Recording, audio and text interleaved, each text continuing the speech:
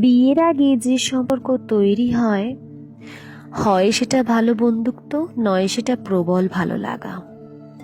নানান অনুভূতির টানাপোড়েন হয় তখন। ঠিক ভুল বিষয়টা তখন নিজের মধ্যে থাকে না।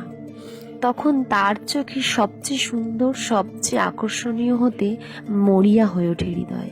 ভুলে যাই তখন আমরা বাস্তবতা। দিনের আলোতেও তখন যেন স্বপ্ন বোনা যায়। সেটা সবার ক্ষেত্রে ভালো লাগা হয়ে থাকে না। অনেক সময় সেটা প্রবল আত্মার টান অনুভূতি হয়েও থাকে অনেকের কাছে। তার প্রমাণ দিতে অনেকে কত কিছুই না করে, কিন্তু তখনও তারা জানে না আসল ভালোবাসা কারে বলে। সেই টান থেকে বেরিয়ে আসা সহজ হয় না সবার। যারা বিয়ে পর্যন্ত পৌঁছাতে পারে তারা মনে করে তাদের ভালোবাসা সার্থক। আসল অনুভূতি, হৃদয়ের টানের পরিচয় তো এখন পাওয়া যাবে। কতজন পুরুষ পারে স্ত্রীকে প্রেমিকার মতো ভালোবাসতে? 100 ভাগের 10 জন পারে সেই অনুভূতিগুলো বাঁচিয়ে রাখতে। ভালোবাসা ইজিক্যাল টু ভালো প্লাস বাসা। ভালোবাসা দিতে পারে কয়জন? হাতে গোনা কয়েকজন।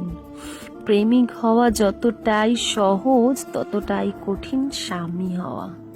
পাশাপাশি থেকে দুঃখ সুখ ভাগ করে নেওয়া, হাজার ভুলেও ক্ষমা করে দিয়ে পাশে থাকা, সবার সামনে তাকে অধিকার দিয়ে সম্মান দিয়ে উঁচু মান দেওয়া, আগলে রাখা, হাজার বিপদে হাত ছেড়ে না দেওয়া, সবার বিপরীতে গিয়েও তার সঙ্গ দেওয়া, তার ছোট্ট ছোট্ট আশা পূরণ করার চেষ্টা, তার হৃদয়ে নিজের সম্মান প্রতিষ্ঠা করা। এই সকল কিছু একে অপরের প্রতি পালন করতে পারলে তবেই সেটা প্রকৃত ভালোবাসার দৃষ্টান্ত। তাই যতক্ষণ তুমি এই সংসার যাতনা সফল না হচ্ছ, ততক্ষণ তুমি ভালোবাসি কথাটি বলো না। ভালোবাসা অত সহজ জিনিস নয়। ওটা ভালো লাগা বা বন্ধুত্ব ওই নামেই টেকো।